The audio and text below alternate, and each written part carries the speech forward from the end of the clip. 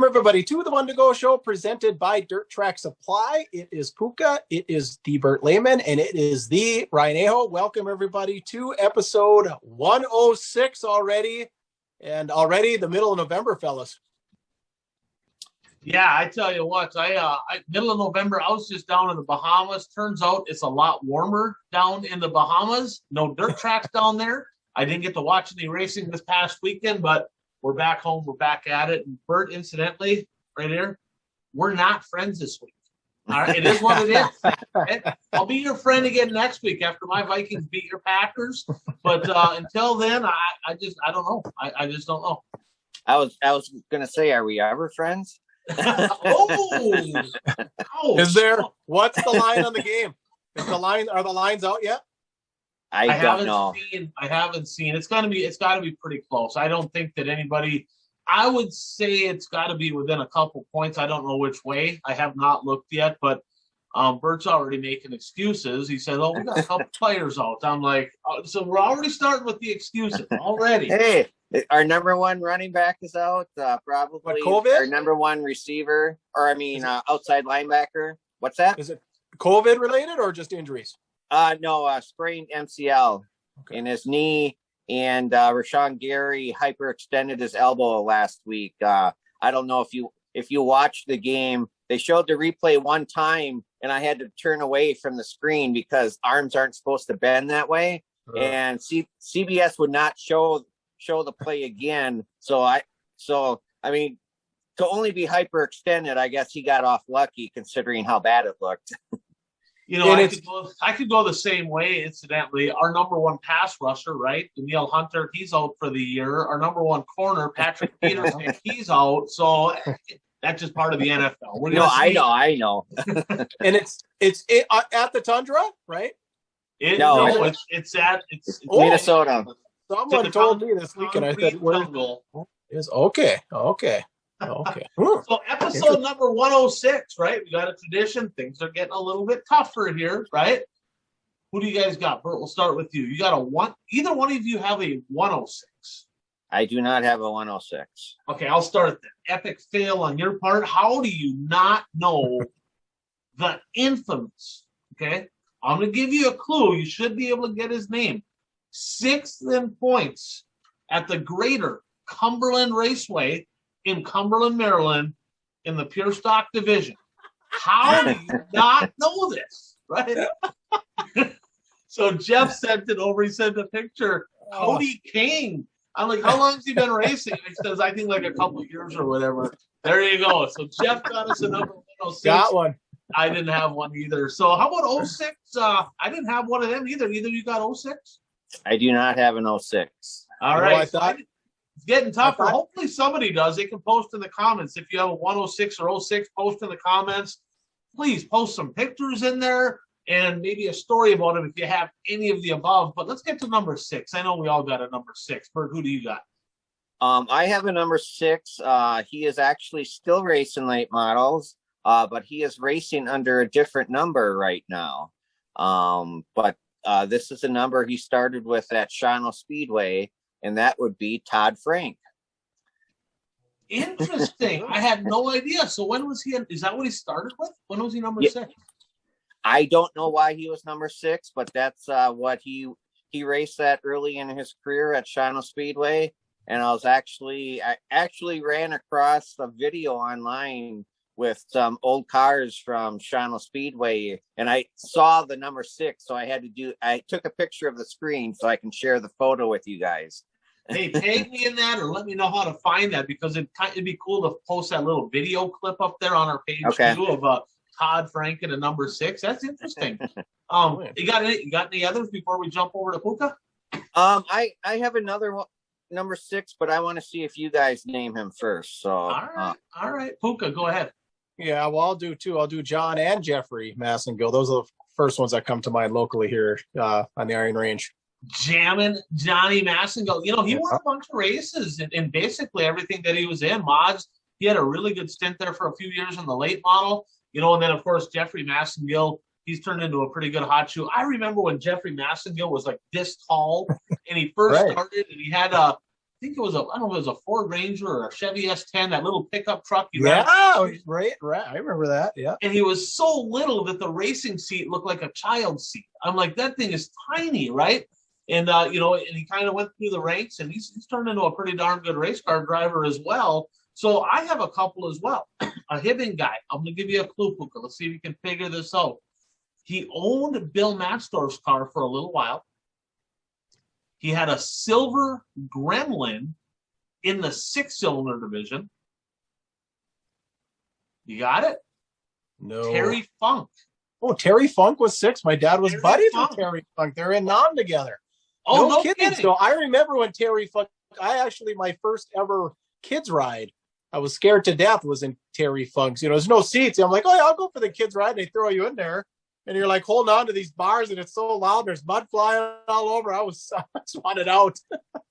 Yeah, he's still around. He owns some kind of a business. I know he's been up to Hibbing in Grand Rapids a little bit. I know Billy drove his car. He was the last guy that drove for Terry. And then I got a late model guy, from Wisconsin. He won a race. Now, back in the 80s, Puka, he ran a late model. I know he won a race. He won a feature this year over at, I think it was in Jimtown. And he had a really cool looking hauler. You remember who that was? I don't know the first name, but I believe the last name was Haas, Haas. It was, Bert. Is that who you were thinking of? Yes, that is who I was thinking. Really? Awesome. There you go. Yeah, Steve Haas. And I think that's either kids or grandkids that race. So there's a few of them. If you look over at the Eagle Valley Speedway in Jim Falls, Wisconsin, they ran a bunch of shows over there. I got another late model guy for you. Red car. I think Holiday Inn was the sponsor on the side of it. Used to come to Labor Day from I think he was from North Dakota, or at least he was a Grand Forks Fargo car. Remember that one?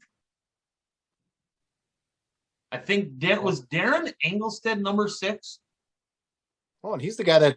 Or was he out there? There's two. There was a Pat, right? There was a Patton from over there in Engelstead. I got them mixed up. Somebody's going to correct us on the show. I'm going to have to look back at the pictures here. But there was a Patton from out west, and then Darren Engelstead. But then I'm thinking about it. I think Darren Engelstead might have been number 11. But there was a Patton that came over, and I had pictures of his car. I'm going to see if I can find him to post it on here. But I didn't know much about him. And I tell you, number 6 was not real common. Maybe that's why the Massengills, they always like to do things different, right? So they go with one of those round numbers, right? That's hard to make them look cool. So with that said, this show, guys, brought to you by our friends out at Dirt Track Supply, Watertown, South Dakota. Ron, of course, Trevor out there building the Aero chassis, winning with the Aero chassis, but with all the rule changes and stuff coming up, get your parts, right? Get a hold of them. Anything that happened with the rule changes, we'll talk about that in just a little bit at the WISSOTA meetings. They'll take care of you. They can get anything you need for those rule changes. So thanks a lot to those guys out west. So, guys, what do you think? A couple big national events this weekend. Interesting, right? We're in the middle of November. Typically, you don't see two big paying late model events on the same weekend in November, right? That's just usually you don't even see one big late model race in November until last year. Now you had two. So they had the Peach State Classic over in Senioa, Georgia. They had 2 nights over there. Night number 1, of course, went to the killer Kyle Bronson. Night number 2 to Chris Smokey Madden, who, guys, he ain't won since May. We talked about him. Is he going to win another race all year? Well, he got her done. And a big one, 52,000 at that. What stuck out to you from either one of these races, guys? Well, I mean, first of all, there are 60+ late models at Senioa. So, I mean, that great car count for a first-year event like this. And watching the feature on Friday night, Kyle Bronson, there were 6 straight laps where he tagged the wall in 3 and 4 while leading that race. And the laps after that, I mean, he was like inches away from tagging the wall. But so, yeah, I mean, he was right on the edge. Even though he was leading, he was right on the edge the entire time. That kind of brings us back to the USA Nationals, right? Because he was so incredibly fast early, and it's like, this guy's going to kill his car. There's no way, and it turned out it didn't work out for him. One thing we can say about Kyle Bronson is he's always on the chip, right? He's not going to just roll around and be boring.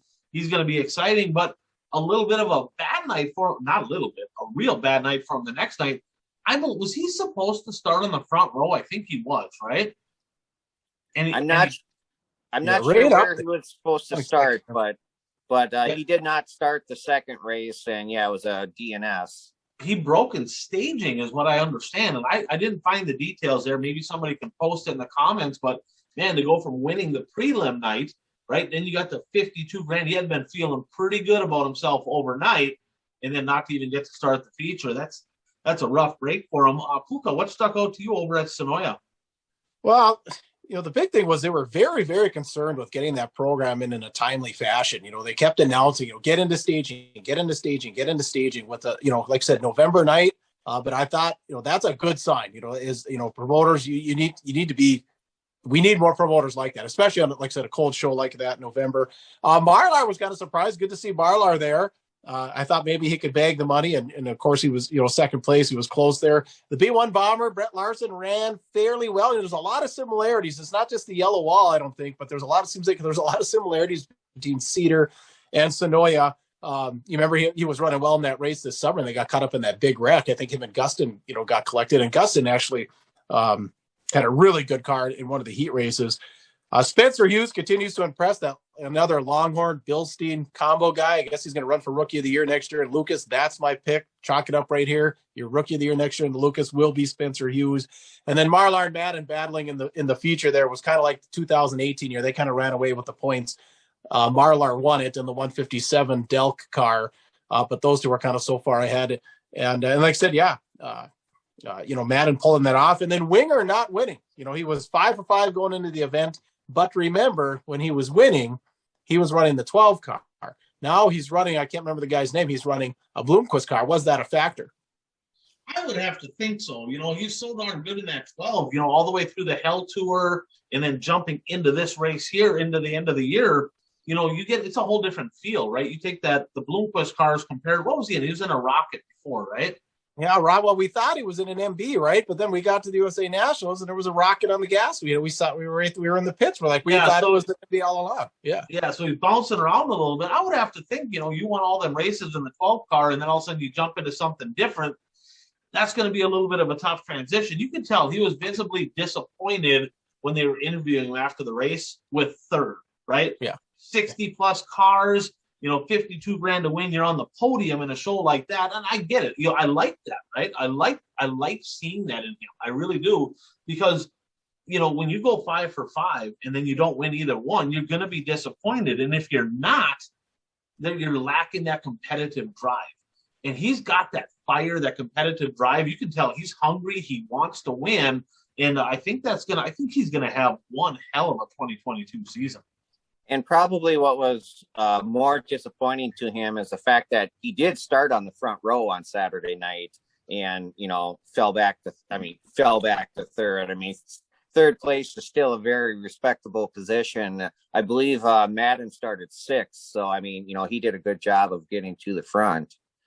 I remember invitational time when we were running for national points, we'd get a third, right? My pit guy Changa, he'd be more pissed off than me.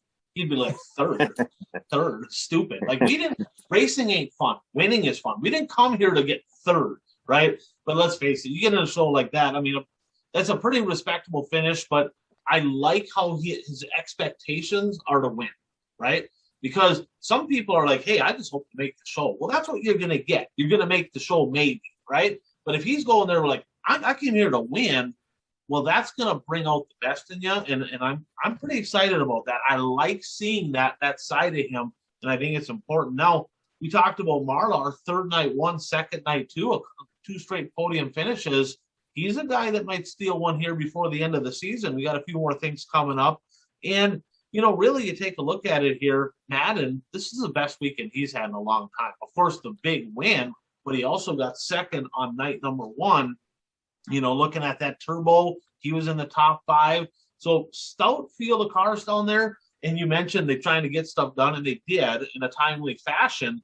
We're not used to that with them Southern shows, right? We're used to this time of year, them starting at 11 in the morning and going till 10 at night. We're used to the marathon events, and good to see that they were cognizant of that. Hey, we got to get the show on the road here. So that is a pretty good feel. So anything else there on the Peach State Classic? Bert, what do you got? Yeah, I just wanted to, I didn't watch the race, but I saw this particular highlight on Facebook. Did you see the finish to the late model crate feature? I heard about it. The 604 crate finish? Yeah. Yeah, walk us through that. Like the top 6 cars collected each other and then basically almost took out the whole field behind them as they crossed the finish line.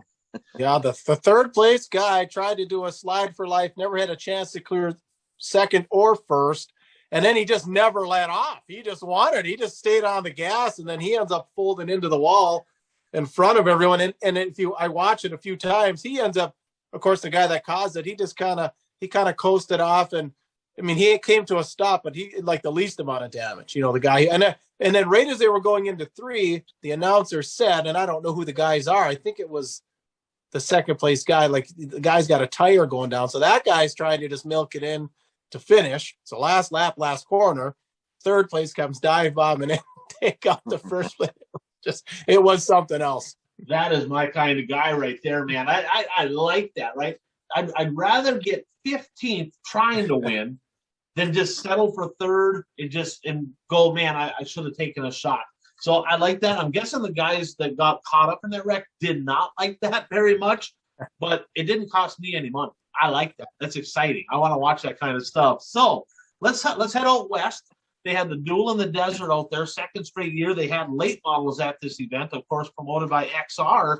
A pair of shows out there. Night number 1 went to JD, who's been red hot the end of the year here. Another win out there. We'll get into this. He should have probably won night 2. He probably should have won that one as well. But night 2, of course, went to the smooth operator, Dave Dulciek's favorite driver in the entire world. No, he definitely not, right? Bobby Pierce got her done. Big win for him. He was one of 4 drivers, guys, because it was $50,000 to win, and he was one of 4 eligible for the double down. So he ended up getting $100,000 to win payday out there, put his winnings up pretty high. We'll talk about that in a little bit. What stuck out to you guys from out in Las Vegas? Well, first of all, I would like to point out that I took the over on the car count, and I was correct because there were, I believe, like 32 or 33 late models there. So, I mean, a decent field of cars, considering how far west this show is. And there were some big hitters there. I had forgotten that Josh Richards was going to drive Boom Briggs's backup car, and maybe he should stay in that car all of next year because he looked really good in it. So, he finished podium position on Saturday. So he looked good in there. And I didn't watch Friday's feature, but Saturday's feature, Davenport, he was smoking for like six or 7 laps, and then he jumped the cushion, and then RTJ tagged him with his rear end as he was going by, and then that was the end of that. But probably the biggest thing was, and I don't know how this happens in a big race like this, but Brandon Overton was supposed to start on the front row in Saturday's feature, and during the pace laps, a wheel fell off. And you never want to, that was always my biggest fear when I was in MJ McBride's pit crew, because one of my jobs was to use the torque wrench to double check, make sure all the lug nuts were tight. So that was always my biggest fear.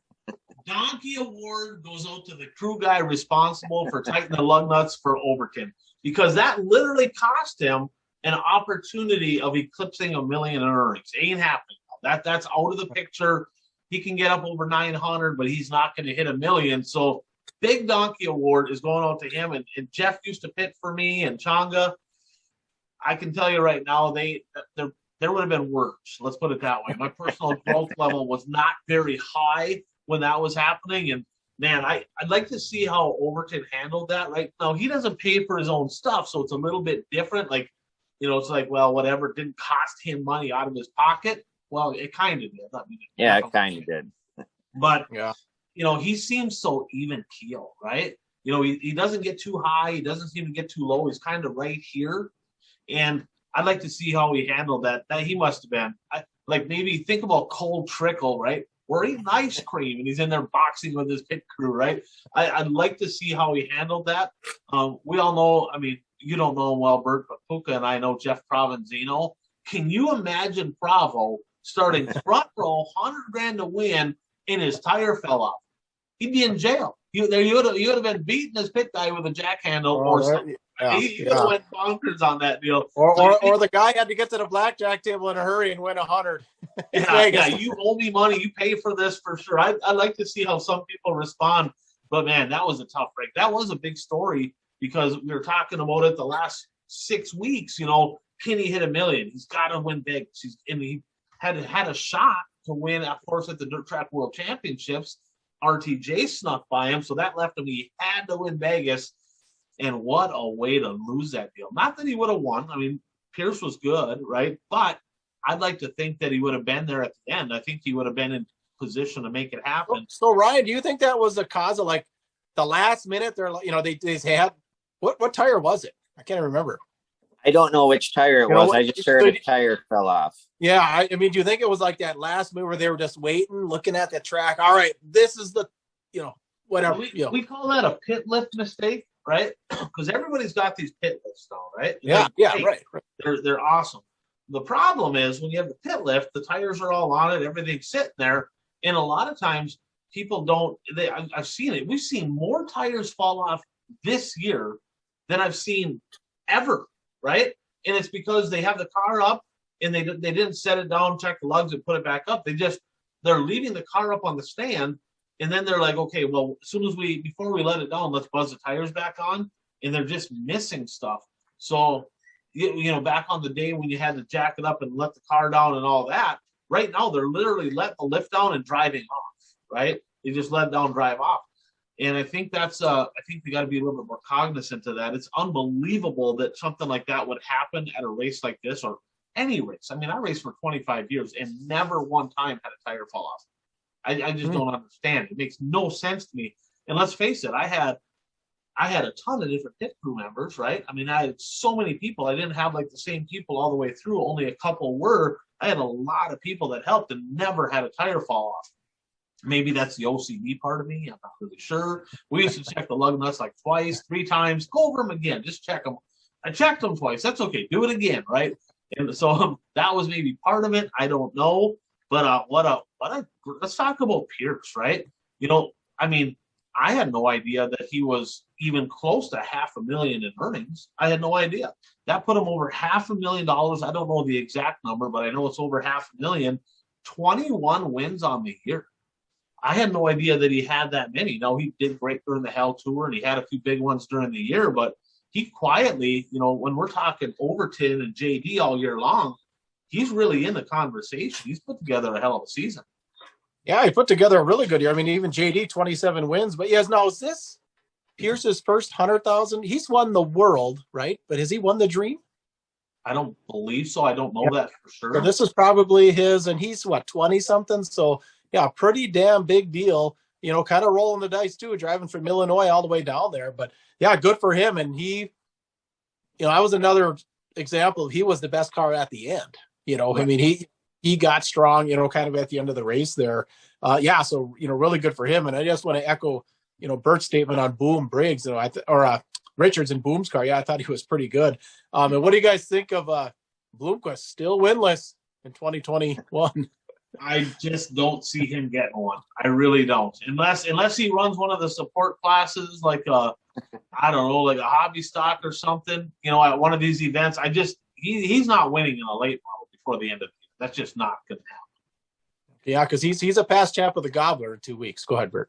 So I agree with that. And then I just wanted to touch on, Pierce being over $500,000 in winnings. I mean, I didn't realize he was up that high either. But I think looking at what he's won this year, looking at what Overton has won this year, and neither one of them follows a series, I mean, how many drivers over the off season are going to look at this and say, hey, I don't need to follow a series. I can make more money, picking and choosing, especially with these extra XR races that are going to be run next year. So it's going to be interesting to see who follows a series and who doesn't follow a series. We'll talk about that more in just a little bit here, because you're definitely right. I heard there was rumblings going on at them shows this weekend about just that. One thing I will say on Vegas is I watched early in the week, right? They had mods and stock cars, and it was flat top to bottom. And I'm like, this is going to be a mess, right? Because they had before I got on the cruise, they had just looked at some clips, and I'm like, this is going to be terrible. There's no way it doesn't rubber up. Well, they did change the order, and the late models didn't run dead last, which was good. They ran a while the track was still in good shape. So, it was actually better racing than I thought it would be. Slightly better than Texas, right? That one I think took rubber on the parade lap, I'm pretty sure. So it was better than that, but they needed a good show because, quite honestly, Bristol was a snoozer, I thought, and I thought that Texas was a snoozer. Out of the 3 XR races, this is probably the best of the 3, I would think, wouldn't you? I would agree. I mean, one thing is, there is a nice cushion on the track at Vegas. It was kind of a treacherous cushion, but there was a cushion there.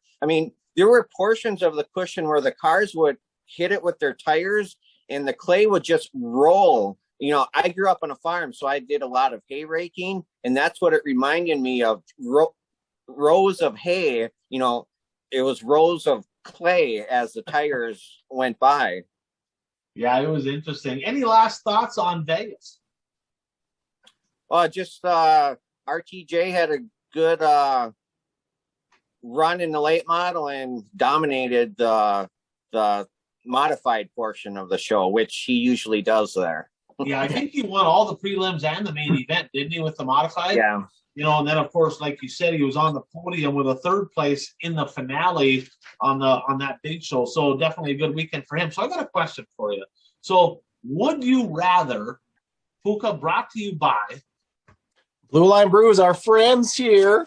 So if you want some coffee, it's definitely coffee season, or at least up north. We got like 4 inches of snow. I think it's here to stay.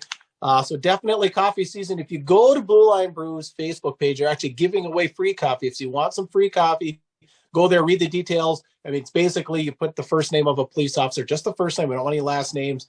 They're going to, kind of get a list, and then they're going to do some drawings after Thanksgiving. So, Blue Line Brews, if you want to order some Blue Line Brews, just go right down in the show notes here at bluelinebrews.com. Get your order in. Like I said, they've been supporting us for a long time now. Been great partners. We're really happy to have them. So if you want to support the One to Go show, check out some really good brew here at Blue Line Brews. Great cause, too. Great cause. So would you rather, okay, we get into November, and typically there's not a lot of racing. We have the Extreme Series, got the Gobbler. There's a few things. But now this past weekend, you had Vegas out west. You had Senioa with the Peach State Classic. As a fan or as a driver, I'm the driver in the bunch, or was. So as a fan or driver, it doesn't matter. Would you rather Vegas or Senioa? If they had to do it all over again, which direction would you be heading? Now, I'm going to take out of the equation if you were one of the 4 on the double down deal, because that one's obvious. You're going for $100,000 to win. That said, that out of the equation, if it's basically $50,000 to win either direction, which one would you rather do and why? I'll take this one. Although I was impressed with Vegas, because I was really, you're down in the desert and it can be tough with water. And when I lived in Billings, Montana, it was tough with water because, sometimes they put water on the track, but the water they got was so hard and full of minerals. It just wasn't this, they had it down that it was water, but it wasn't water. It wasn't the same. So I was impressed in the half mile, whole deal. There wasn't a lot of lap traffic that was a factor. So I was impressed with Vegas, but definitely Senioa. Like I said earlier, it's got that Cedar Lake-ish feel. The yellow wall, I don't know, they're probably roughly the same size, but just that slickness, that slickness is kind of what we grew up with specials until, I don't know, mid 2000s, or maybe 2010, before they started really farming tracks. And I never minded the slickness as long as you could still pass. I never wanted slickness to the point of one lane, but that was a slippery, slick track, like we saw it earlier in the year. So, Senioa now, now after watching a few races there, it's a track that I'd love to get to. And like I said, kids, that was what a special looked like for the three of us when we were kids. Yeah, they had a good atmosphere there. Bert, which one would you rather do, Senioa or Vegas? I mean, actually going into this weekend, I was looking forward to Senioa more than Vegas. But after watching the features, to me, Vegas had the better racing, and I would choose Vegas. It had late models, but I'm kind of in IMCA country over in eastern Wisconsin, and IMCA modifieds and IMCA stock cars are also part of that program in Vegas. So to me, the support divisions are better in Vegas and more worth your money, in my opinion. That's a good way of thinking about it too. Just the overall event, not just the late models, the overall event. And I'm kind of a horse apiece. I think both of them would be good. How many classes of late models did they have at Senioa? Did they only have 2 or did they have 3? I don't know. I think it was 2. Just 2? Because I know a lot of them shows down there have 3, and it's like, I don't want to go watch 3 classes of late models. I can tell you that. But going out west, I think both of the shows would be good. Probably more to do in Vegas as a fan. If you're there for the week, there's probably more to do outside of just racing. But overall, I think both events turned out good. I was actually surprised. I really was with how many late models they had out there. They ain't going to get 50, 60 of them. I mean, they could maybe potentially over time build it to that. But, nobody expected that. And to have over 30, I thought was a pretty fair showing for them. And they had some pretty quality cars too, really. Yeah. I got it for you guys. So we saw Bristol and all the dirt, this earlier this year. Then we saw the World Finals a couple of weeks ago. We saw Texas this summer. All those, well, not Bristol because Bristol, but around the year 2000 is when Texas, Charlotte, and Vegas put the dirt tracks in. And at that time is also when they were throwing some dirt down on Bristol. And that was a big deal. In looking at the World of Outlaws sprint car schedule, are you guys surprised that they don't go to Vegas? I mean, they used to, but now in the last couple of years, they haven't gone. I mean, if you got a dirt track, and like I said, this is a NASCAR facility for all intents and purposes. Are you a bit surprised that they don't get the greatest show on dirt to come to Vegas? I am, because I went there, and actually, Jeff Tardy was out there when I was out there. I went out there with a sponsor of mine, Joel Garson Tile, and we went to the NASCAR race, and then we're like, well, heck, the sprint cars are in town too, so we went to the sprint cars and to the NASCAR race, so it just tied everything together. Right. So I'm very surprised that they don't kind of have a mini speed week. Now, from what I understand, Kansas City is having a mini speed week this year leading into the NASCAR race. And I think there's some stuff going on down at Granite City, Illinois. There's some stuff going on around there leading into that. It just makes sense, right? Because think about Volusia right before Daytona. When they had full capacity, Volusia was jam-packed. Talladega, I went to the dirt track there. It happened to be Lates and Mods. Jam-packed with NASCAR fans that just wanted to go to some races, drink some beer, and you expose those people to dirt track racing. So I am surprised by that. It would make sense to have some kind of dirt racing leading into that. In the World of Outlaws is definitely the biggest draw. So I'm not sure why that isn't happening. Yeah, go ahead. I agree. I don't understand why they don't take advantage of, they would get more exposure if they would do that. So it is a little bit surprising. Yeah, and like I said, even Texas. I mean, Texas is sprint car country too. And like I said, you've got this facility, although the racing left a little bit to be desired, but that's, those, or at least at one time, maybe because NASCAR is sucking wind so bad they don't have any money. But at one point, I mean, that was like the money and everything. And I, you just got to think when they were envisioning a dirt track, the first thing they were thinking, I mean, look at up here when Hibbing was proposing a new track. I mean, it was always like, well, we're going to get the World of Outlaw sprint cars. That's like the first dirt series that kind of comes to mind. So yeah, just like I said, watching the overall racing, the crowd, they didn't show too much. It looked okay. I wouldn't say great, but I wouldn't say bad. But yeah, I'm just a little perplexed that the World of Outlaw sprint cars are not on the schedule. I think the crowd at Senioa was a lot better than Vegas. Yeah, they had a pretty packed crowd on at Senioa, but maybe that's a little bit. They actually have a fan base there, and Vegas doesn't have a fan base because they don't race weekly. So that's probably a part of it as well. and they got a lot more racers there. Puka mentioned that maybe the money in NASCAR is down, and now we're on the topic, so I'll just bring it. Somehow I ran down the rabbit hole on the internet, and I found an article where they talked to Jimmy Johnson. And if you notice, NASCAR does not print what the drivers win each week anymore. That is not public knowledge anymore. And they said from like 2007 to 2015, Jimmy Johnson estimated that the earnings that drivers make was down 50% from the prior years. And he figures it's down another 50% from that. So really? I was surprised when I read that. Well, they can't even cost of Go ahead, Puka. I was going to say, well, they can't even sell out Bristol. 20 years ago, my father-in-law wanted to bring his dad down there. Like, we got to go one time. They're like, well, there's a waiting list that's probably 3 to 5 years long or something. It was just ridiculous, whatever it was. And now you watch Bristol, I didn't watch do they still get two? They still get one later in the, I know that March race. I believe so.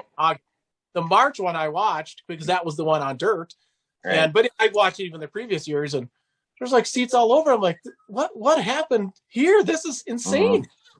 Well, and I truly believe that a big part of it with NASCAR, right, was back in the day when NASCAR was at its highest peak, right? Your Jeff Gordon, Darrell Waltrip, Dale Earnhardt, that era, there was really no other racing televised.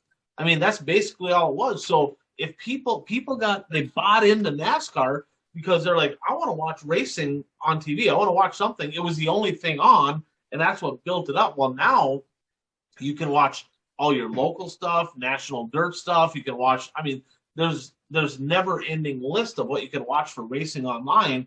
And now people are realizing NASCAR wasn't as big as what people thought it was. It was just the only option, right? And now with all these other options, I think NASCAR's taking a big hit. I'm guessing along with that, sponsorship dollars got to be down because they have to be looking at it and saying there's a third of the amount of people being exposed to NASCAR races as there used to be, if not less. So the sponsor dollars don't go as far. So I think NASCAR's in a tough spot. I really do. I mean, we call it the top series in racing or whatever, but I just don't think that really is the case anymore, in my opinion. I think it's the money is there, but I'd be interested to see how much money is there. And maybe that's something we can do a little digging. Maybe we can find that somewhere, somehow. It'd be interesting to see. We all have a little bit of connections in the NASCAR world. We'll see what we can find because I'd be curious to see what that looks like compared to, like you said, 15, 20 years ago even. I bet it's got to be down. It has to be. That's really interesting. But yeah, it makes all the sense in the world. They're just not filling the buildings. And Dustin Jarrett said something like 200 campsites at Senioa. So, that, like I said, I just really think that dirt track or at least dirt late model racing is really great. Now, maybe we're going to get overexposed at the XR series. I don't know. Maybe there are enough fans to go around for everything. I mean, college football seems to pull it off. The NFL seems to pull it off. So as long as they're not real stupid, maybe we can pull it off. And like I said, I think, so many of these fans love that 2 or 3 day show where they pull the camper in and have a great time. And I was surprised to hear that Senioa had 200 sites. So anything else on that subject? Are we ready to go on? Bert brought it up just a second ago. We'll briefly touch on this, and we're going to go into more depth on this when we talk about the schedules, right? But there was some rumbling this weekend. I read this online. There was some rumbling at these different shows of some of the drivers that are following both World of Outlaws and Lucas saying, I don't think we're going to follow a series, because they look at all the big paying shows between Lucas has some big ones, World of Outlaws has some big ones, XR has some big ones, the Flow deal has some big ones, plus there's some non-sanctioned, just standalone big shows, right? And they're looking at it going, is there really a benefit to following the series? And it sounds like there's some drivers very much thinking about the idea of dropping off the series. Now, I'm going to ask you one question, then we'll move on. For some drivers, that's probably a good idea, right? Take a guy like Brandon Overton, Jonathan Davenport. 99% of the time, they don't have to worry about making the show. They're going to make the show. Now, if you're a mid-pack guy, right, if you're somebody that's following the series, I'll put Brent Larson, I'll put Boom Briggs, right? I'll put, somebody like Cade Dillard, some of those type of drivers, right? they, Earl Pearson Jr., there's another one, okay? That group of people that, without provisionals, they might not make a lot of these shows. Let's just call a spade a spade. Are those people going to almost be forced to follow a series? Because if they don't and they try to just make all the events, are they going to run themselves right out of money? Yeah, I mean, you're right. If you're a driver who depends on provisionals to make quite a few of the shows, then you almost have to run a series because you have that guarantee that you're going to make the feature. Running the outlaw schedule would be more for the drivers who, I mean, obviously all drivers think they can win a race, but let's be realistic. I mean, there's a select few that, when they go to a track, they have a chance to win. It's those drivers who would think about possibly running a outlaw schedule and pick and choose. Yeah, I would agree. Yeah, as a car owner, I would definitely hook on with a series. It's just less risky. Right? I said you get the provisionals, you might get some gas money. There might be some other, who knows what the contingencies are as far as at the end of the year if you run the series versus if you don't. And the other thing I'd be considering if I was a young driver is picking the, if I was an Herb or maybe even a Bronson or a Winger, Bobby Pierce, kind of see how the chips fall and maybe run the weaker of the series. Cause I and Ryan, you could attest to this. There's gotta be some value in going to a sponsor and saying, I was a champion of this national series, and that doesn't leave you, you can say, 3 years from that event, say, well, 3 years ago, remember I was the World of Outlaw champion. Well, there's gotta be some value over time. And saying it, or maybe, and I don't know if they do like past champions provisionals ever, if it ever gets to that point where everyone made the race. I don't know that, but don't you think there's got to be some value for a younger guy? Go to the easier series, win that championship, and then you've got that in your belt for the rest of your champions. Get some kind of a perk for sure. I think they get free passes in. I think they get extra toll money for being a past champion, so they do get extra perks. I don't know that I would pick I don't know if I'd call it the easier of the two. Looking at the schedules right now, we'll get into this more later, I'd probably pick the one that has the most big money shows, right? Because either one of the series getting 10 to 12 cars at most following the series, right? So if you want to be locked into shows, do you want to be locked into all the ones that pay 12 grand to win, or do you want to be locked into the ones that pay 50 grand to win? So if it were me, I'd be looking at the Lucas series going, I want my provisionals on these 50 grand to win shows, not on a 12 grand to win show. That's thinking with the money. So they're going to have to step it up. We'll talk about that more, but let's get to the local side of things. Yeah. So, big weekend right up here in St. Cloud in WISSOTA country. So the meetings, the banquet, all the awards, everything kind of fired off there in St. Cloud. Ryan, I know you were kind of honed in on that, so we'll let you take over on kind of some of the breaking news. I think I did see a few things on the 2020 as far as, rules, and is this all they changed, or have you heard anything about changes? I don't know. You want to start there? Yeah. Just first of all, congratulations to all the champions, all the WISSOTA national champions, that hell of a season. I know it's a lot of commitment to get that done. So congratulations to each and every one of those guys. And we'll put that list out, of people that won. If you don't know it, go to WISSOTA's Facebook page. They have interviews with all the champions on there. But how it kind of works down there, guys, is Thursday they kind of have a little bit of meeting stuff going on, and then Friday and Saturday the promoters get together and they can have a couple people with them. They meet with the WISSOTA board. They vote in new board members. Everybody has a term limit. Term limits are good, by the way. So they have that, and then of course Saturday night they have the national banquet. And I'm just going to, it is what it is. I'll get in trouble for this, but I don't care. Okay. We're going to start out. Carson Graham, executive director of WISSOTA, is getting another donkey award. Tip of the hat to you. Congratulations. Job well done. Okay. What happened? So a week or so before the annual meeting, I've been in contact all year, actually several years, with many different promoters, and everybody's got complaints, right, and issues, and they got different frustrations.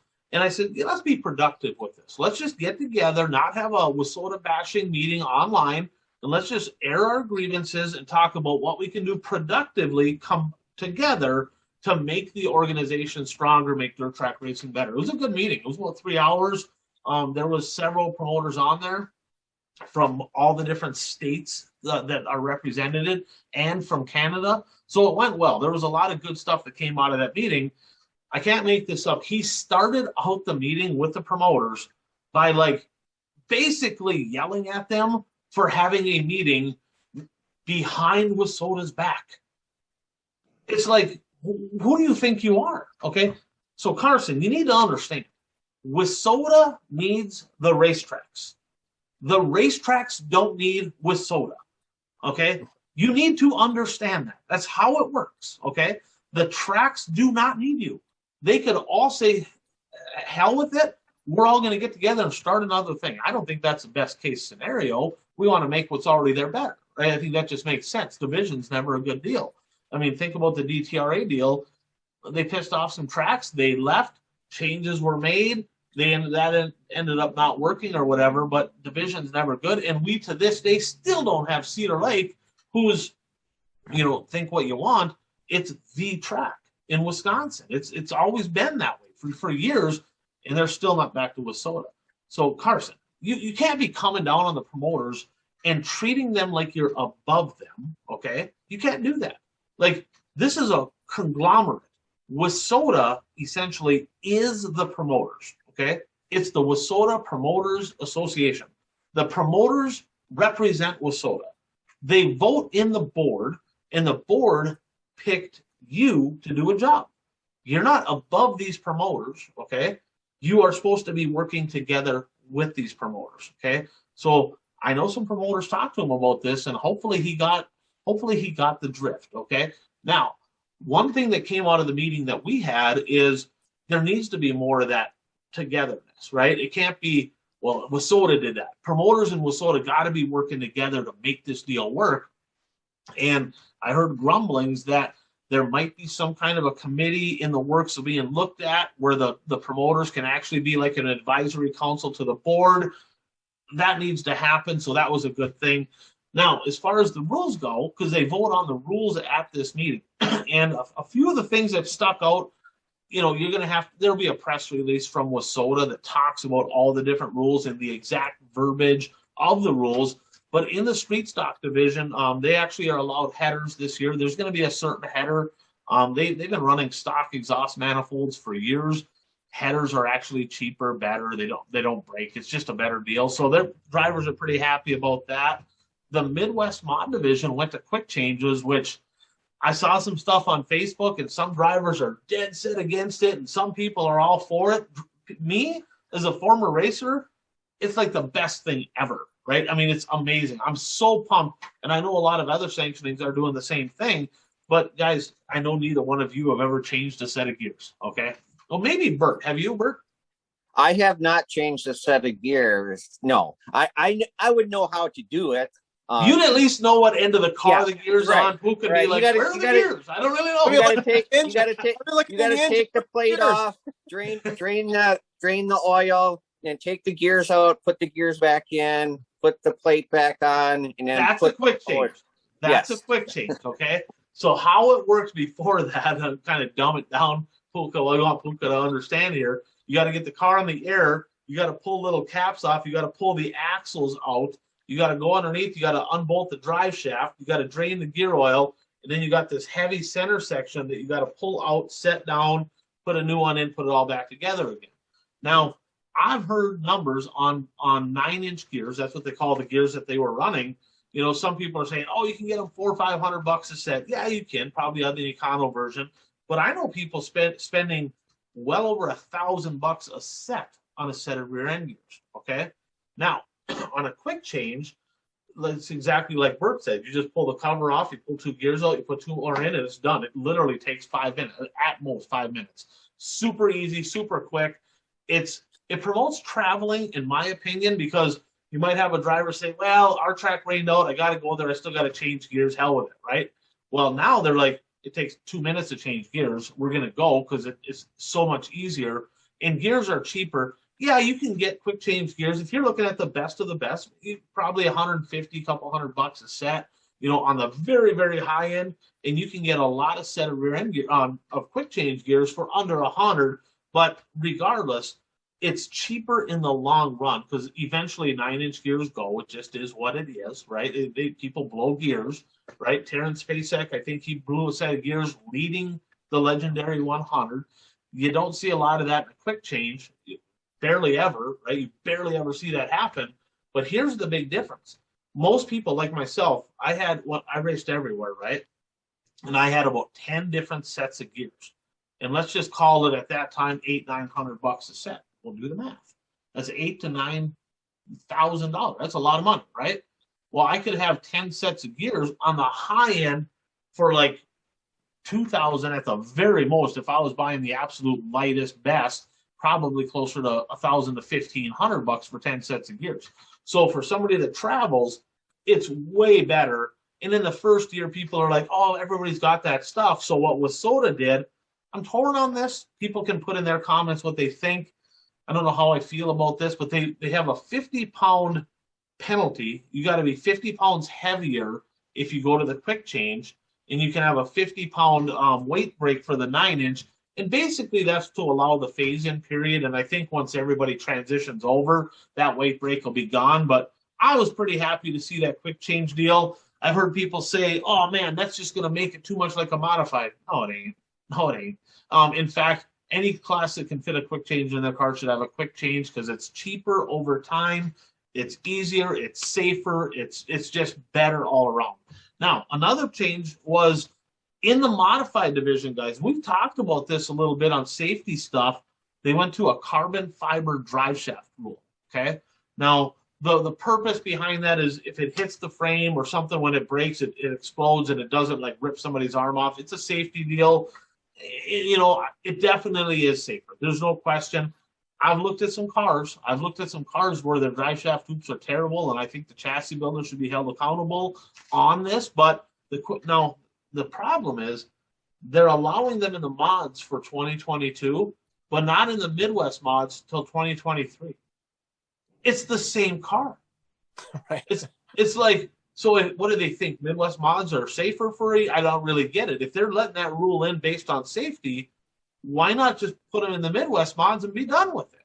And they are safer. They are absolutely safer.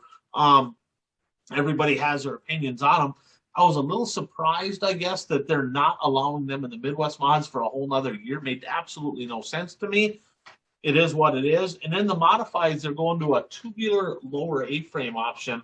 Up until this point, you ran stock lower A-frames, and now you can run aftermarket tubular ones. Torn on that as well. If it's teched properly, which it won't be, right? Let's just be honest. It won't be. If it's teched properly, I like it better. I think it's just simpler. It's cheaper, in the long run. I don't think it's a bad deal. I'm torn on it. I'm neither here nor there. I do like it for guys that especially want to bounce back and forth maybe between WISSOTA, USRA, UMP, because they're allowed in those divisions or in those sanctions. So they kind of have it, but they're not allowed. I don't believe they're allowed in IMCA. So that's on the rules side. And then they had the Banquet. And I'm telling you what, now I wasn't there. I was in the Bahamas. And trust me, it was nicer in the Bahamas than it was in St. Cloud, Minnesota this week. Okay. But I had a lot of people, guys, reach out to me because I asked them. I said, hey, what happened at the rules meeting? What happened at these meetings? What stuck out to you? And every one of them said, Ryan, the Banquet is so god-awful boring, right? And that's another donkey award to WISSOTA. They gotta step things up. It's 2021, okay? It needs to be a production. It needs to be exciting. You need people to go, I'm excited to go to the Banquet, right? So I'll start with this. Back in when I was racing, there was literally 5 or 6 boards of all these contingency prizes.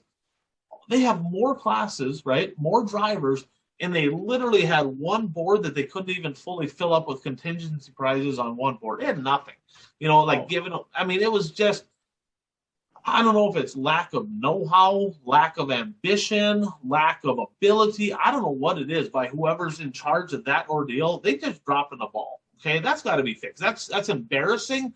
This is the national awards banquet for the whole sanctioning body. Get off your butt and do something here. State points. Last year, of course, he didn't have national points. They transitioned that money over. They pay $0 to the state champions. They get like a little plaque or something like that. Just get rid of the whole deal. Just get rid of it. You ain't get it. If you're not going to throw money at the state champions, get rid of it. It's stupid. Okay, like nobody walks around saying, "I was a state champion." What'd you get for that? Well, nothing. Okay, cool. Just get rid of it. It's stupid. Like, or go get some sponsors and put some money towards it. Why the hell are they recognizing things like that? They don't even pay the drivers, right? The money, right, that they're paying out is basically the same as it was. I ain't kidding you. When I was racing, I won my last national championship in 2007, and the money is basically the same. $300 from WISSOTA to win a track championship in a B mod. I heard that today. $300. What? You know, we're talking. I mean, this is ridiculous. All they got to do is work, right? It's WORK, work. Okay, whoever's doing this job, get off your ass. All right, it's embarrassing. It is. You got to have some contingencies. You wonder why people don't follow national points. It's a joke. They don't pay nothing. Put some money towards the drivers. The cost of everything has gone through the roof. Make this good, right? You know, and we'll get to the no production. It was about 4.5 or 5 hours. You know, the first 2 hours was sort of kind of patting themselves on the back. You know, they thanking everybody, the janitor, this, that, I mean, everything. It was just ridiculous, right? But here's the deal. You got all top 10 in all these classes. Why don't they have like all their stats, right? And pump these drivers up, make them feel like, hey, they took some time to really look to see what I did over the year. If they won some different specials, mention them, right? You know, really just, it takes a little bit of work, but not much. Hell, they could probably email me and I could probably send them a list. I have all that stuff already. Why don't they can watch a show? They can watch the power rankings. Yeah, there you go, Carson. Watch the buyraceshirts.com One to Go Show power rankings, and we'll get you that information if you need it. You know, I would think, right, that the national championship drivers, they should really be hyped, right? They should really be celebrated. You got Dirt Race Central, who does a fantastic job all year long, and they got video clips of literally multitude of tracks, and I guarantee they had video clips of every single national champion, multiple ones, right? Why can't they make a 3, 4, 5 minute long video clip of some of their highlights, races they won, on all this stuff, and hype up that driver as they're coming on? They didn't even have a video, guys, during dinner, okay? Like during dinner. You know, when we did the Grand Rapids Banquet, we got a video playing during dinner with racing clips from the season, with sponsors on there. We have all that going on during the banquet. They literally had nothing. I don't even think they even had a screen, to be honest with you, right? Here's another complaint I got. This is race car drivers. Race car drivers. What is their beverage of choice? Busch Light. Beer, right? They shut. Number one, they had one bar at the whole banquet. All these people, one bar. I was talking to drivers, and they were mad about this. They reached out to me. They're like, Ryan, it took 45 minutes to get my first freaking beer. They used to have 2 or 3 bars set up around the banquet. They got one. Ridiculous, right? And it's tied in with the green mill. People were leaving the banquet, walking down to the green mill, and like a drink was $3 cheaper at the green mill than it was at the banquet. They're like, plus you didn't have to wait in line. Ridiculous. Hot Carl was sucking down the keg. Right, exactly. Yeah. The Tardy family would not be happy with that. Okay, that would not fly. They wouldn't even go. Now, the other thing is they shut down you're going to the national banquet. You got drivers from spread out throughout WISSOTA region. They want to get together after the banquet, have a good time, have a few beers, visit. Literally an hour or so before the end of the banquet, they shut down the whole bar. It was done. You couldn't even get a beer, right?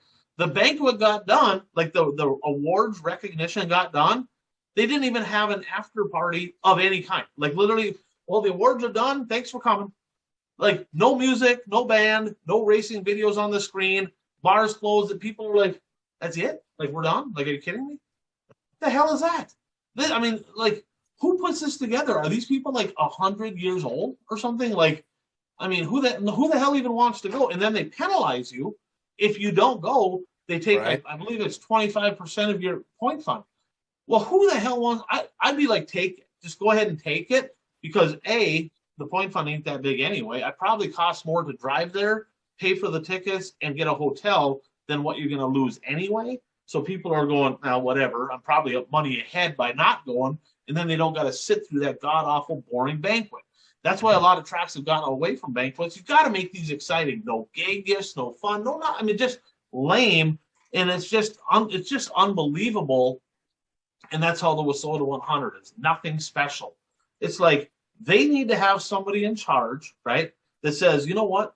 Let's make this an event. Let's make this exciting. Let's make people want to come. And right now, if you're watching the show, if you're a promoter, put me on the list, okay? I'll be happy to work next to my buddy Carson, and we'll make this thing fun next year, okay? Because I'm sick and tired of seeing an absolute joke of a banquet where they're not celebrating their drivers. I mean, come on, man. This is ridiculous. So that's enough of my rant there.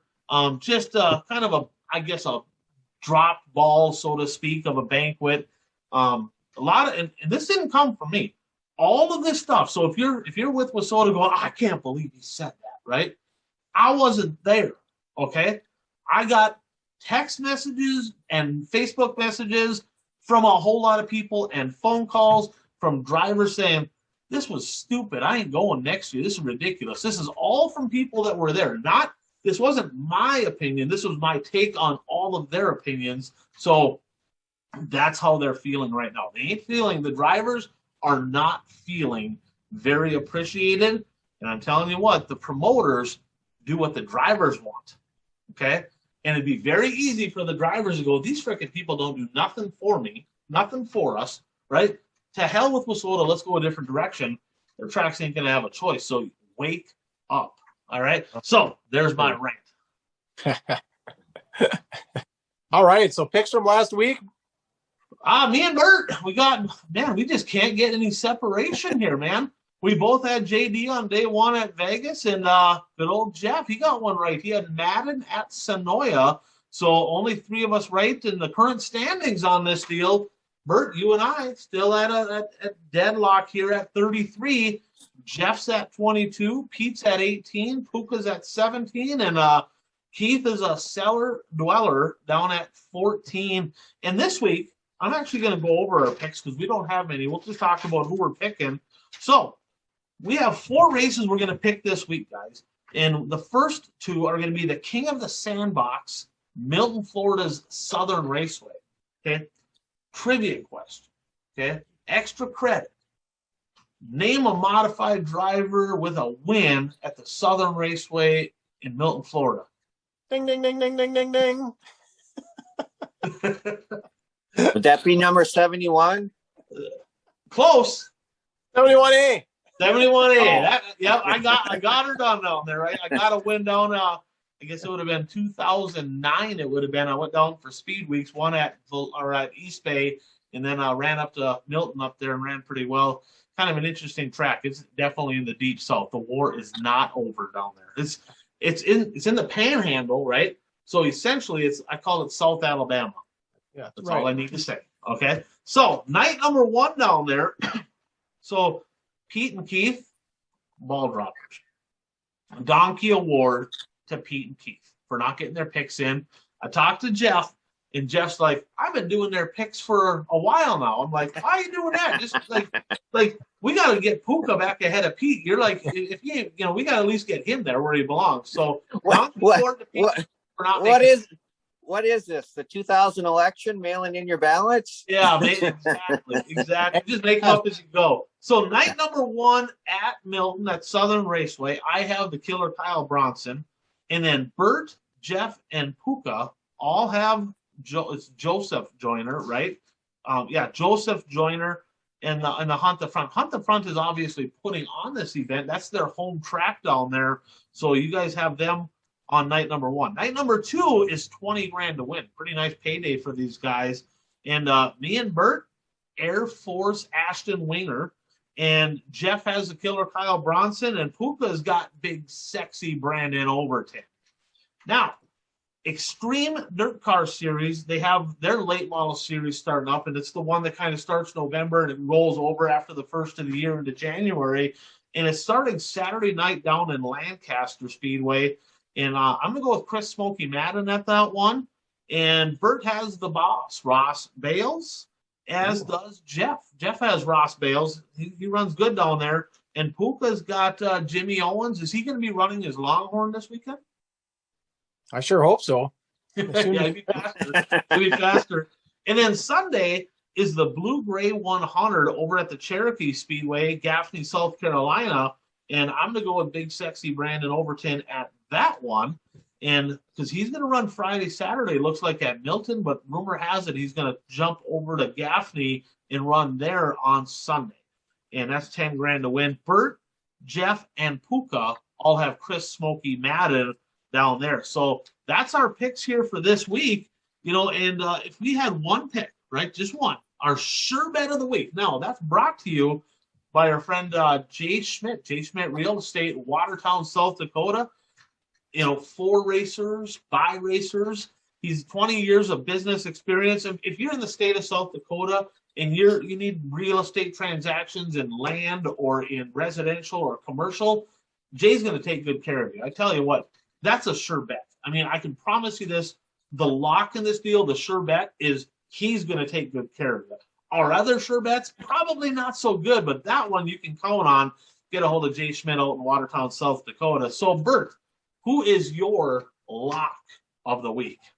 I'll do my lock of Smokey Madden winning the Blue Gray 100 at Cherokee. Okay. Yeah, I'm going to echo that. Coming off a big win this past weekend, I think he's going to keep the momentum rolling.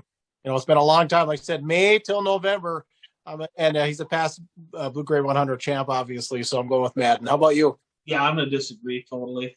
He's not going to win there because Big Sexy Brandon Overton's going to get it done. He's going to make the trip over from Milton. He's probably going to win there. I couldn't pick him twice. So I'm going to go with Overton at the Blue Gray 100. So let's get into the last lap, brought to you by Zuli's Race Engines. Of course, Frank Zuli building winners. National championship, of course, with Parker Anderson. He won the Steffes Tour Championship. Vogel was second in the national points. Jake Knapper in the Super Stocks was up in the top 10. So lots of wins this year by them. This is the time of year. Get your stuff over to him. Get it freshened. Get it rebuilt. Get it upgraded, whatever you want to do. And if you need a new engine, get on the list because that list is not short. He's got lots of stuff going on. So get a hold of Frank. He'll take good care of you. We'll see you in the winner's circle here in 2022. So little bit of news. It's kind of the starting of the silly season, right? People jumping ship, going different directions. Puka, you said you had a little bit of news on a few people. We talked about Brian Shirley last week, right? He jumped into a Longhorn. What did we hear this week? Yeah, a few more people stroking checks for Longhorn. Of course, Jimmy Owens debuted down at where were they at again? Senioa. The Peach State Classic debuting, and that was what we saw that picture. Thursday? I mean, it was like boom, Friday even. It was like no rumors, nothing leading up to it. He was debuting, and then more locally, Jake Tim with some stuff on social media that he's strapping into a Longhorn now. So real interesting. That one surprises me. Yeah. That one surprises me because he's still got the MB mod. They're tight with Mars. Not sure what the deal is there. I'm wondering if they stroked a check for a Longhorn because maybe he couldn't get an MB quick enough. I'm not sure. Maybe it's a recon deal going, we're going to get a Longhorn, see if we can that's how these chassis builders work. I'm not saying that's what's happening here, but it could be, right? But that leads to the fan question of the week, right? And I want to get this right here because the fan question of the week comes to us from our buddy Keith, okay? And his question is this, or not Keith. My bad. Other brother. The other brother, Daryl. It's from Carl, not from Keith. So Jeff and Keith and Carl are brothers. This one is from Carl, okay? Longtime listener, buddy of mine. So what is the reason for the big switch to Longhorns? Is it a typical racing monkey see, monkey do deal? Or has the Rocket Magic kind of run its course and maybe the XR1s are just outdated? Once you guys give your thoughts, I'll give my thoughts on it.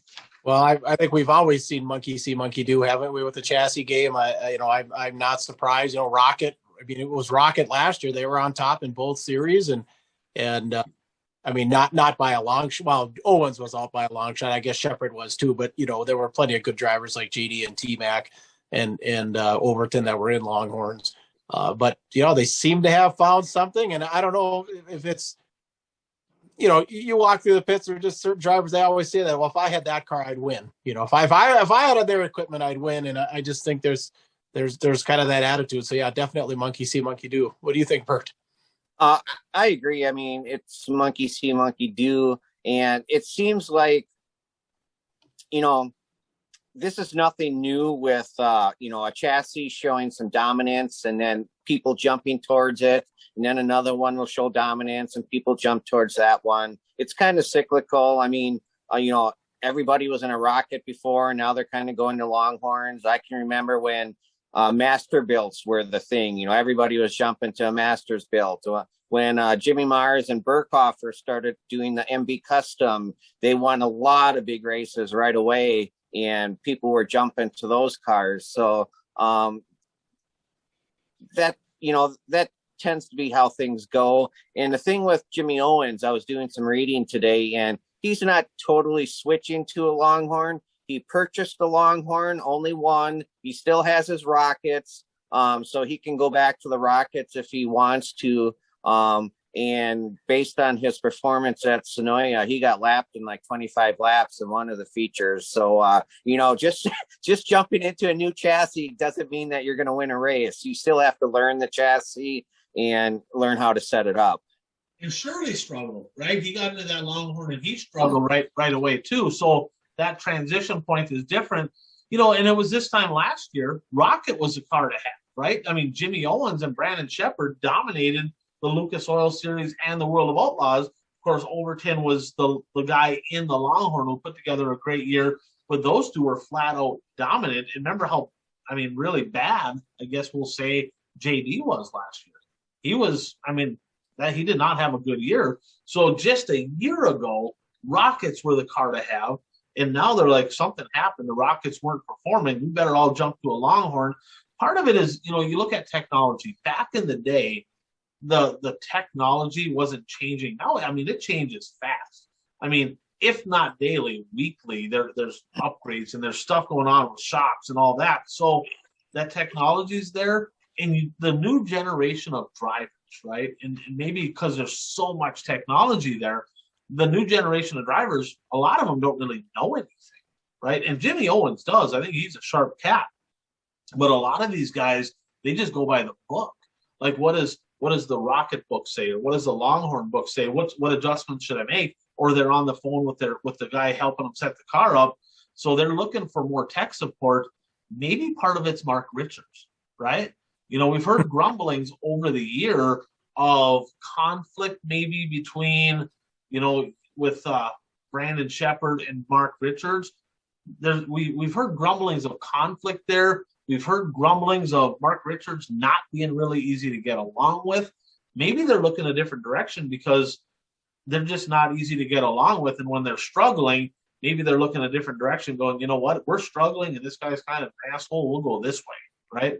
Maybe. I don't really know. You'd have to ask them. I'm just speculating here. I haven't heard that for sure. But the fact is, that could be a big part of it. I know a lot of people, when you buy a product, which a race car is a product, if the product's really dominant, you're going to be like, hell yeah, that's an easy decision. But if it's not so dominant, now you're looking at people. Like, who do you want to be aligned with and who you're going to work with and who you're going to get tech support from? That could be a big part of it as well. So it'll be interesting to see how the silly season goes here. But, speaking of Mark Richards, okay, you mentioned that you heard a little grumbling from Mark Richards over this recent week here. Yeah, and I want your guys' take on this. So, there was an interview he cast right after the World Finals, and basically the synopsis was he thought that these major series need to pay deeper in the field and more tow money. Now, I understand the Dolly Parton part. Yeah, they probably should pay a little bit deeper. And as a matter of fact, we announced on the show, I believe it was in the winter of 19 before the pandemic year, that the World of Outlaws, they came in and they caked a lot of money, into the middle. I think it's like $2 or $3 grand for 10th or something like that with the World of Outlaws. They came in and kind of caked some money in there. But the WTF kind of is some of that tow money to me. they've increased the purse, or the points. They're, and like I said, just a couple of years ago, they increased the middle and the starting pay and that kind of stuff. They're there to race. It's racing. We're there to race. What are you talking about tow money? I mean, why are they, whatever. I don't exactly know what a World of Outlaw race is. It like 500 to start maybe or something. But like I said, I think it's like $2,000, $1,000. So it's like, well, now you need tow money in addition. What do you guys think about that? I mean, like I said, you're there to race. You're not there to get there and say, well, just because I get in the pits, now I'm profitable. And so the racing doesn't matter. The racing should matter. Dale Earnhardt raced his way to millions of dollars.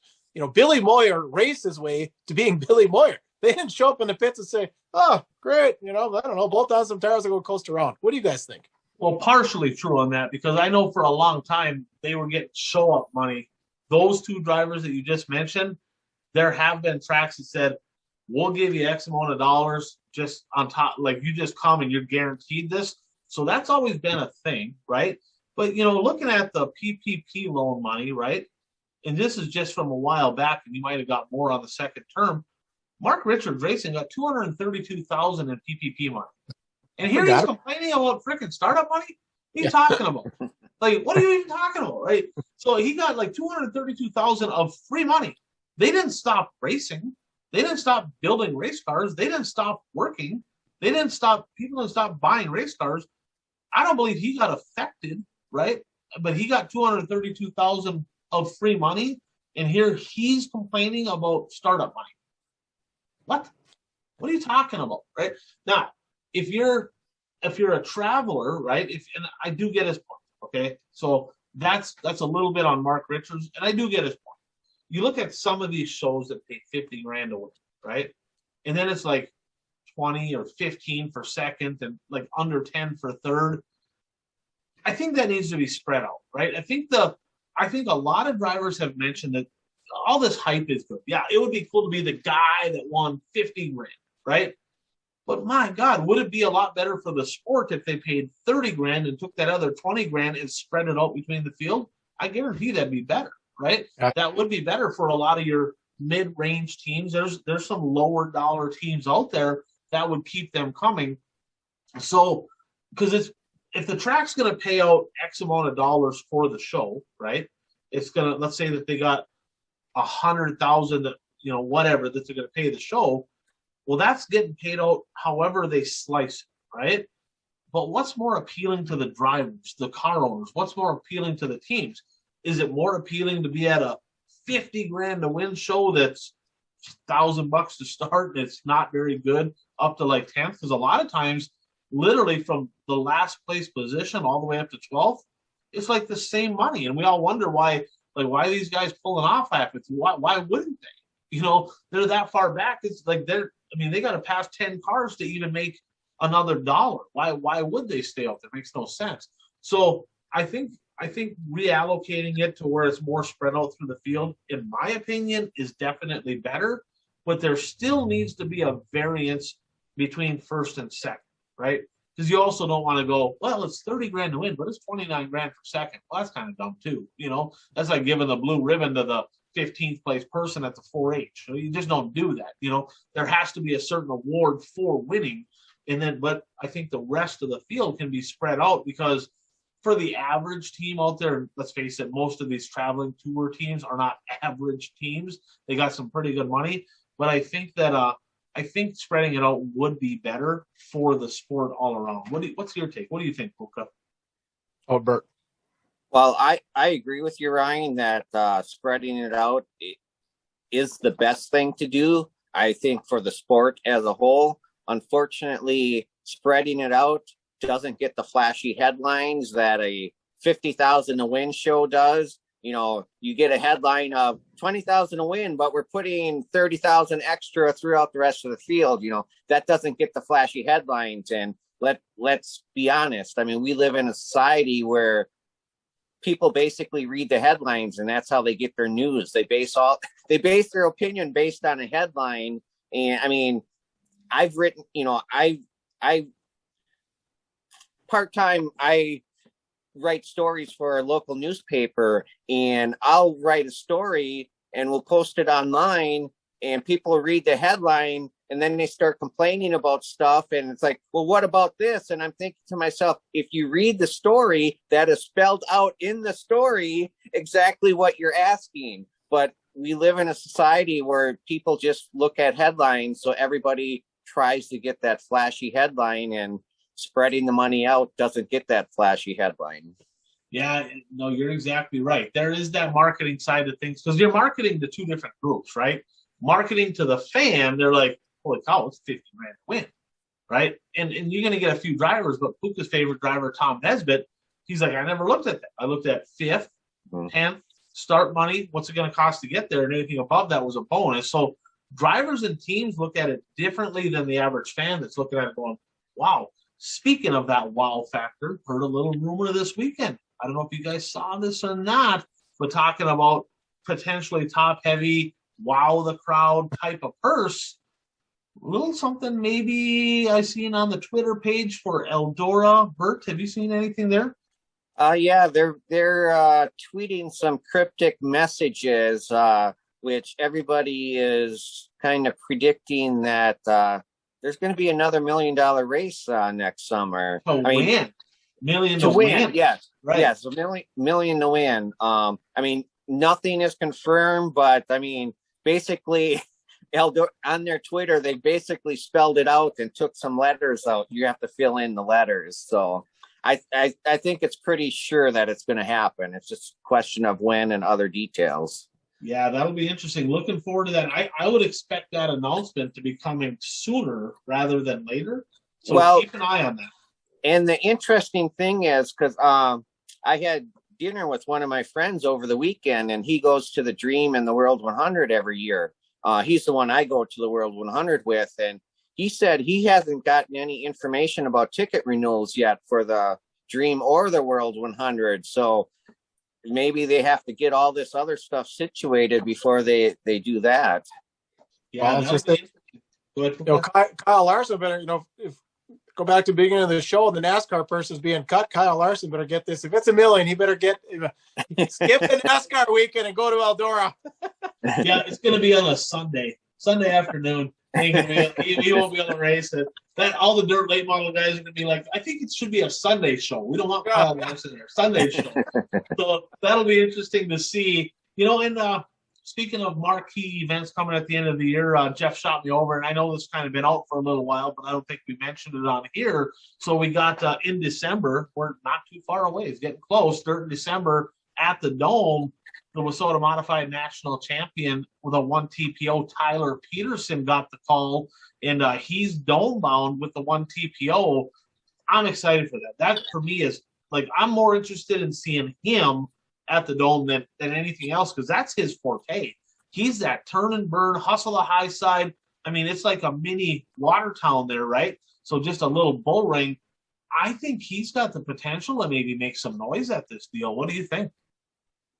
Oh, totally. I mean, like I said, it's kind of track, but down there it's going to get, you got a time, and you can't start 8th in the heat. It's just so small, but you get a little luck on that timing and get stuff. Now, I don't think he's raced outside of WISSOTA much, right? Because he's going to start racing. The guys that used to race out of WISSOTA back, even when like in 09 and stuff, they used to tell me, well, it's different. We go somewhere else because we put real tires on. We put the real Hoosiers on, not the crappy WISSOTA Hoosiers. So I don't know if there'll be a learning curve there for tires for him. He ran, not this year, but last year, he went 1 week down to Illinois, and he ran, I think, Fairbury, Macon, Farmer City, I think he was at. So he ran 1 week down there with the Hell Tour. So he's been on those tires already. But I'll tell you this much, there's no learning curve there in the modifieds.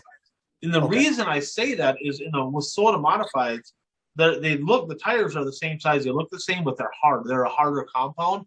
So now he's going to the Dome on a softer compound, and all that's going to do is make more grip. More traction, sure. Well, and do tires even matter there? Because they're only touching the track like 50% of the time that you're on the track at the Dome. Great. That is true. Remember Mike McKinney on all four tires off the ground. And Nick Hoffman, right? Nick Hoffman, the thrill from Mooresville, going to be running a late, a mod, and a midget. He's going to do triple duty down at the Dome. he better eat his Wheaties, right? Because that place looks like it might be a little tough on the body. So he might need to work out a little bit extra before getting there. So this week, guys, must-see events of the week. Puka, brought to you by. Yes, RV Share. So, perhaps you want to get down to St. Louis and can't find a hotel. You want to do some camping. You can rent an RV and RV Share.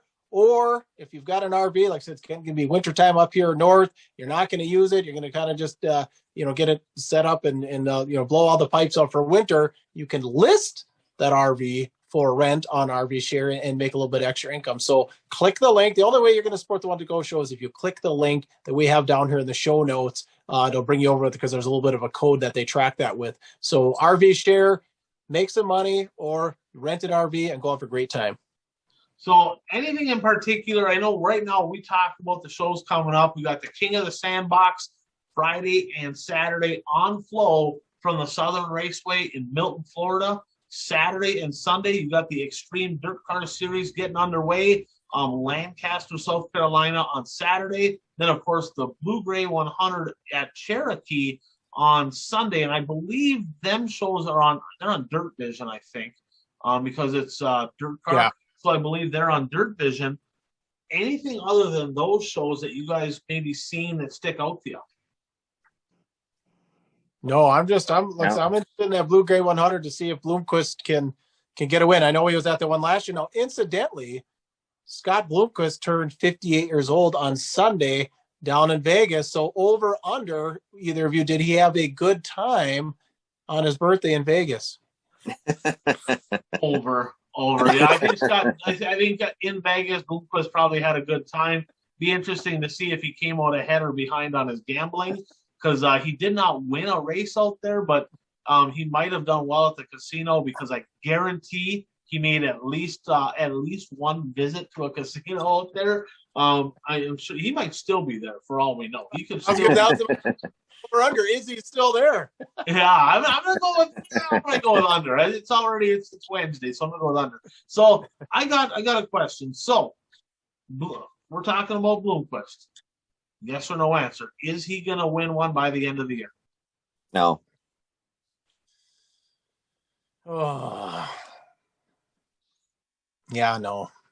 I'm going to go with a no on that as well. King of the Sandbox, I think they're going to get a decent count, but let's remember, Cherokee going into the World Finals, they had, 15 late models, right? So, Blue Gray 100, 10 grand to win there, 10 grand to win at Lancaster. I've seen a little bit more action on the Facebook page for Cherokee on drivers going. Fergie's going, I know. Madden, looks like Overton's going. Lancaster, I haven't seen so much, right? I even went as far as looking at some websites, and some drivers had Cherokee listed, but not Lancaster. Okay, over and under on Lancaster, 16 late models. Oh, over. I'll go over on that. I'm going to go under. I'm going to go under at Lancaster, and I think you're going to see twice as many cars at Cherokee as you see at Lancaster for the same pay. That'll be interesting to see. So, any closing thoughts here on episode number 106? I do have one thing. My mom texted me. She goes, "Hey, don't forget, you're a super stock guy. You gotta remember number 6, right? A former super stock national champion. I think he maybe ran a couple shows this year, but Shane Kissling from over in Wisconsin, he was a number 6 as well. So my parents sent me over that one. Says, hey, you got to give him a shout out. He's a super stock guy. So I'm like, fair enough, we'll do that. So any closing thoughts, Bert or Puka, or turn it over to Puka to bring us home? Nope.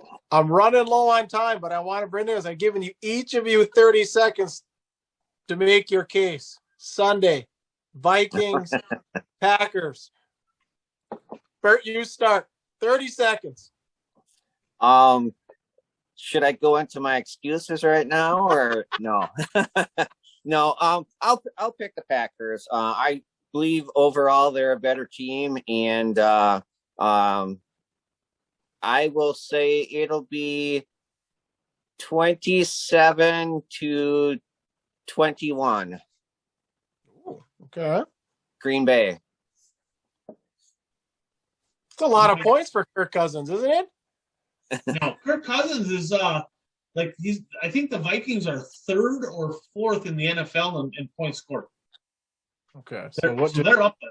So 21, I'm putting it down. 21-27, Bert. Packers win. Yes. 34-24 Vikings. Ooh. Kirk Cousins is going to throw for 300 plus yards, 3 touchdowns, and Dalvin Cook's going to hit pay dirt as well. So the Vikings are not going to let the Packers come into Minnesota and leave with a victory. It just ain't happening. Those are some bold predictions. And now I don't know how much you follow it, but in October, the house in the NFL got completely rampaged. All of them, whether it's just the online sports betting or the physical casinos, a lot of upsets in there, a lot of parity in the NFL. I don't follow the NFL probably as much as you guys do, but I know that they just got clobbered on some of these over-unders and point spreads and just everything. They said it's one of those years where, well, did the Lions win the other day? They tied. Oh, there you go. Nobody wanted to win that game in overtime. It had to be at least -3, right? I mean, You're right. About the time they start hyping up a team in the NFL, all of a sudden that team loses. It's like the Buffalo Bills. They're talking how great they are. They lose 9-6 to Jacksonville, right? The Cowboys got spotted by Washington this weekend. Squad. Yeah. I mean, not even close. I mean, they got. So the points were no good there. Right, exactly. So the Vikings are going to leave 500 this weekend, and they're going to steal one here from the Packers. I'm looking forward to it. So who's going to bring us home? Yeah, that concludes the show. So if you like it, if you like the show, please subscribe, share it out wherever you're at, YouTube, Facebook. Like I said, comment. We talked about a little bit about the rules package here with WISSOTA. We talked about Would You Rather, Vegas for Senioa, so some good stuff there. Christmas is coming. Bert, you want to show what you're wearing there? A great Christmas present. Just get a hold of one of the three of us. Email theonetogoshow@gmail.com. Message us. We can find a way to ship you out some gear. We've got hooded sweatshirts, T-shirts. Go ahead. Message the One to Go Show because Puka, you'll see that you have all that stuff, so you can send it out. If you want apparel, we have different shirts. We got hoodies. Message on Facebook the One to Go Show, and Puka can take care of you there. Yeah, we'll get you taken care of. So, like I said, great Christmas gifts. Thank you to our great partners: Dirt Track Supply, BuyRaceShirts.com, RV Share, Zuli's Race Engine, Blue Line Brews. Like I said, comment where you can. TikTok, Snapchat, Facebook, YouTube. That's where you're going to find us. Get out there, as always, and be your dream, your tune to the One to Go Show.